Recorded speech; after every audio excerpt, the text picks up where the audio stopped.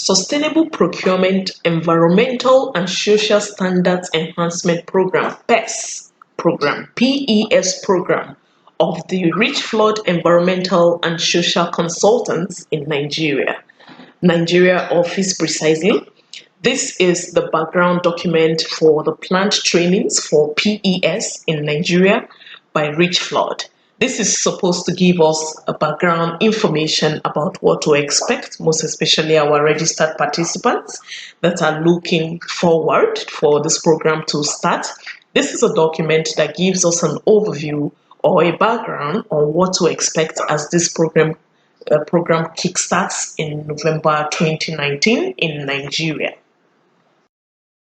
So the objective of the PES program is to introduce the PES itself to participants, to explain its benefits or to expatiate on its benefits and contribution to sustainable development.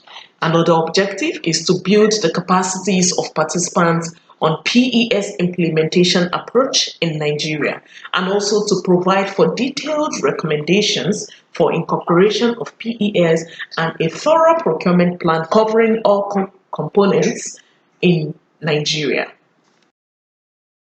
Sustainable Procurement Environmental and Social Standards Program, PES, for procurement departments and staff in public and private sectors is presently planned because there is no sustainable procurement capacity development in the country.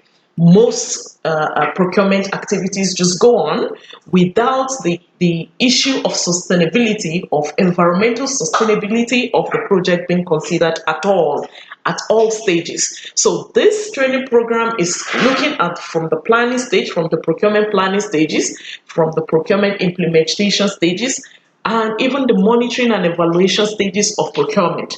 We're looking to see that the environmental and social standards are being enforced in all of the procurement life cycle. So the lack in sustainable procurement skills and competence have grave impacts on the implementation of projects, either in a government angle or donor funded, or even in the organized private sectors.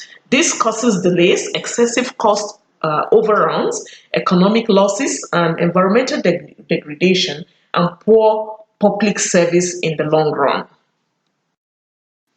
Nigeria remains a country at crossroads on sustainable development. As the country pushes forward on economic development, given the weak technical and operational capacities for environmental and social due diligence in all sectors, addressing key issues in these sectors should be priority areas of government to guarantee development that are sustainable and protective of the people, development that integrates institutional strengthening on impact and risk assessment into the national capacity building strategy, and operationalize environmental and social sustainable development approach as a clear-cut strategy for delivering the economic recovery and growth plan, which is a plan that spans between 2017 and 2020 in the Nigerian government programs or plans that have been called out for the ERGP objectives of economic growth and inclusive development have to capture the environmental and social sustainable development approach, which Richflood office is currently discussing with the ERGP office to ensure that this considerations are incorporated in the documents that have been developed by the Ministry of Budget and National Planning, so that this becomes a more robust document and the issue of environmental sustainability is fully captured in this plan, ERGP of Nigeria. There is a growing concern in Nigeria, of course, over the scarcity of personnel with appropriate E&S skills, environmental and social skills. Knowledge and institutional mandates to anchor and drive environmental and social standard functions in a coherent and coordinated manner is lacking. So the application of the new environmental and social framework of the World Bank for all development partner-financed investment projects further increases the demand for a cadre of personnel with appropriate environmental and social management skills. this is also a motivation why Richflood is undertaking this nationwide training courses focusing on procurement, directorate cadre, and also procurement officials, personnel in government and also in the private sector. So for many local projects, environmental and social impact assessments are not conducted due to the scarcity in skills, as I earlier explained, and competencies and institutional fragmentation.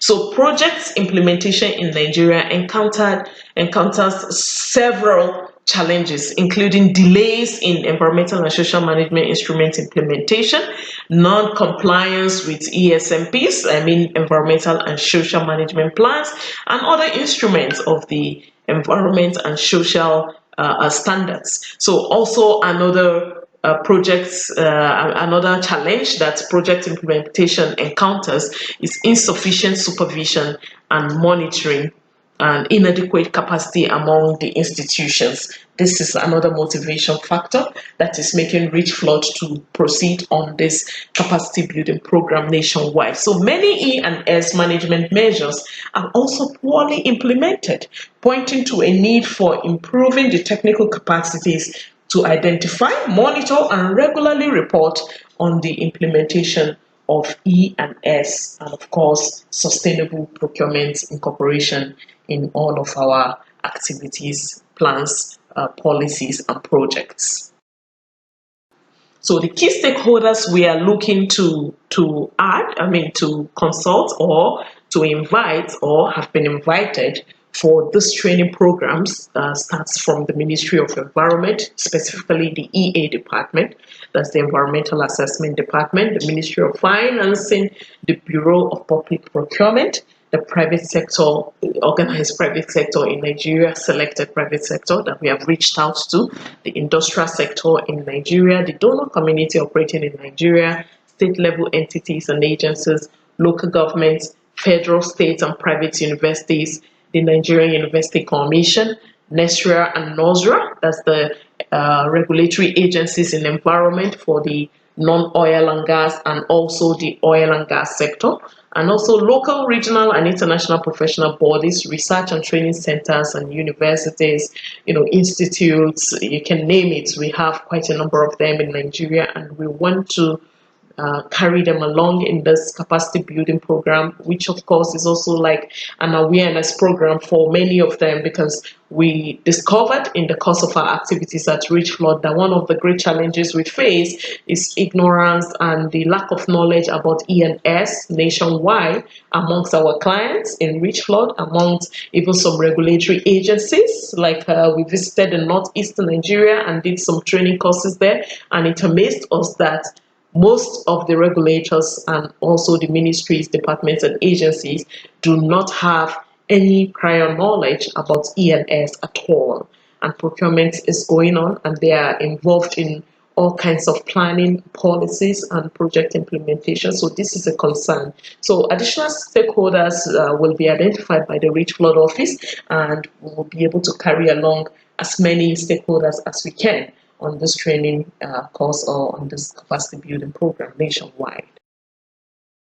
So the Environmental Assessment Department of the Ministry of Environment is the key partner we're looking to work with on this program, and is the designated entity with the mandate of EIA Act of Nigeria, that's Environmental Impact Assessment Act of Nigeria, and has a central role in cooperation in cooperation with the other two departments of the Ministry of Environment, which is the NESRA and the NOSRA, that is the the non-oil and gas and the oil and gas regulatory agency. So to promote environmental standards in all development projects in Nigeria. A key stakeholder I have not mentioned is Richflood International Environmental Foundation, who is funding most of this program that we do nationwide. Sometimes Richflood International Environmental Foundation is got to make provisions for some regulatory agencies that have some bottlenecks in terms of getting financing to attend some of our capacity building programs. So the foundation gets to make provisions for them to attend no matter what, at no cost. and this PES capacity building program is also considering quite a number of it. I think we have a budgetary provision of 100 participants that will not have to pay if they do not have the machineries or cannot pay due to the bureaucratic nature of getting financing for capacity building programs. So this is what we're doing, and we're looking to really get started, and we know that you're all ready to get started with us. So the training modules and handouts will provide more robust material for further learning and implementation in the different ministries, departments, agencies, and in the different states that we are going to be having this capacity building program. So a total of 22 modules have been prepared for this training series, and we want you to be interested. We want you to request for it through email. We want you to register for these training courses. We want you to, if you're a decision maker, we want you to influence decision making in this direction to make sure that procurement officers and all interested parties attend this event, and so that we can have a more robust outing eventually. So this document is developed in line with the World Bank agenda on PES in Nigeria, and therefore we are going to be seeking partnership with the World Bank in order to achieve the objectives of this this planned capacity building program in Nigeria. My name is Comfort Asokoro Ogaji of Richflood International Limited, and I really look forward to seeing you guys at the event. And we are doing a lot of research to have more robust information made available to you, and also to ensure that at the end of the training there will be practical implementation of all of these modules that will be discussed step by step during the training programs. So you can email me directly. Let me add that to the email on the screen. You can reach me at comfort@richflood.com. comfort@richflood.com, so that I can personally look at your needs if there is any personal needs different from what we have discussed so far. Thank you very much, and bye-bye.